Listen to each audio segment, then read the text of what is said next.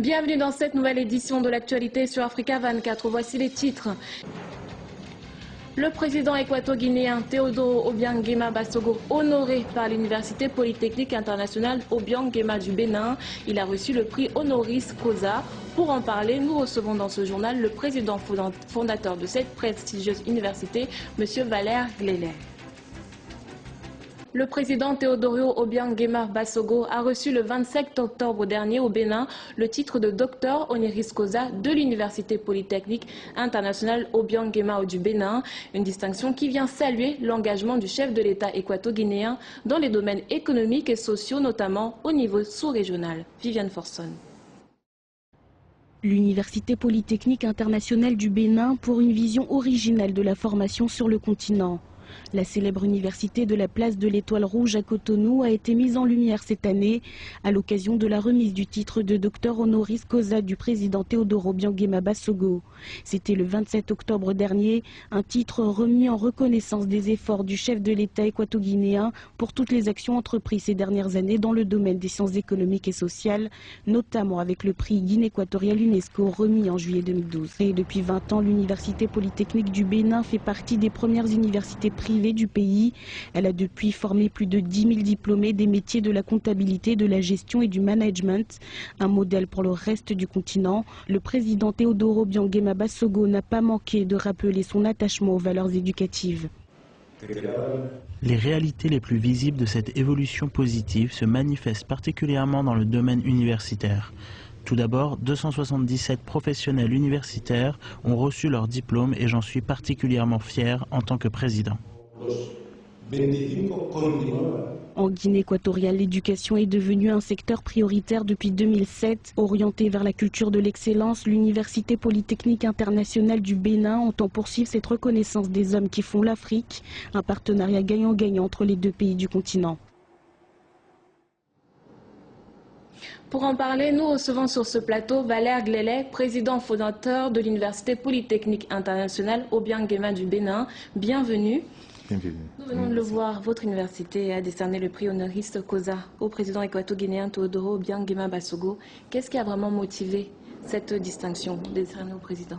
Oui, je vous remercie. Et nous avions décidé de donner le titre du doctorat honoris causa à son excellence docteur Obiang Nguema parce que, comme nous avions dit, il a su en moins de 10 ans réaliser beaucoup de choses dans son pays.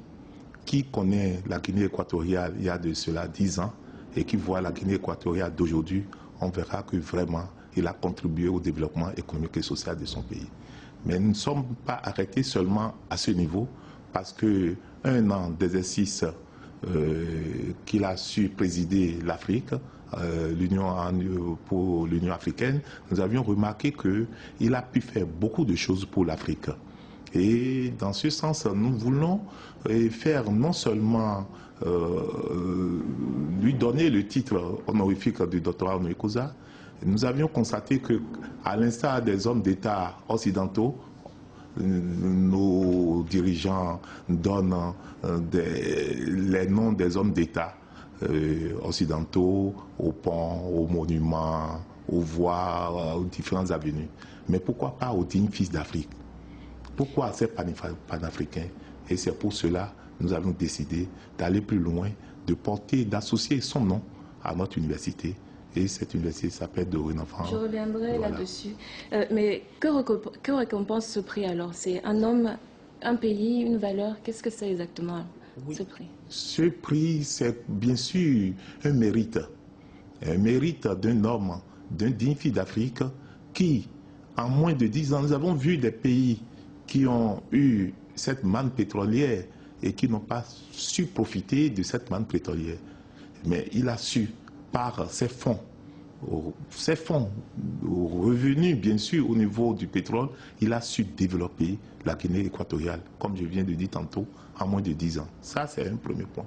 Et deuxièmement, nous avions vu effectivement l'éducation. Il y a de cela 10 ans, 15 ans, en Guinée équatoriale. Aujourd'hui, vous avez constaté que des cadres ont été formés aujourd'hui par ce dernier, et nous avions constaté qu'il a fait beaucoup pour son pays. Et vous disiez tout à l'heure que votre université a changé de dénomination. Elle a pris le nom du président équato-guinéen. Qu'est-ce qui va changer dans la vie de cette unité de formation? Non, bien sûr, ce qui va changer, c'est beaucoup de choses. Non, cette université est née il y a de cela 20 ans, comme on a dit tantôt. Nous sommes la première école qui a commencé par préparer dans notre pays les bacs, le type de bac plus 2 dans les années 90. Et en ce moment, notre pays n'était pas encore prêt pour faire le BTS d'État. Et nos premiers étudiants venaient passer les examens en France ici, à Bordeaux, à Lyon et à Paris. Et comme en 1994, lorsqu'il y a eu la dévaluation, nous avions constaté que les parents n'ont plus les moyens nécessaires pour pouvoir aller en France. Et on a commencé par amener nos compatriotes en Côte d'Ivoire. Après cela, après 2 ans, en 97-98, nous avions constaté que beaucoup de techniciens supérieurs qui ont été formés, nous sommes encore la première à penser qu'il faut avoir des partenaires à l'étranger. Et ces partenaires à l'étranger que nous avions eu l'École supérieure de commerce de Toulouse, l'Université catholique de Lille. Et tout ceci nous a prévalu à rentrer dans le système LMD après la conférence de Bologne en 1998. Et nous sommes encore la première école à penser et à avoir nos propres diplômes. Et on les a fait valoriser au CAMES. Maintenant, aujourd'hui, nous voulons faire de notre université une université panafricaine. Et cette université panafricaine, nous voulons aller à l'assaut de l'Afrique. Ce ne serait plus seulement au Bénin, mais pour cela, il faut bien sûr porter et faire porter le nom d'un digne fils africain pour pouvoir conquérir l'Afrique. Nous l'avons compris. Merci, Monsieur Valère Glélé, d'avoir répondu à nos questions. Merci. En Afrique du Sud, l'ancien président Nelson Mandela, toujours hospitalisé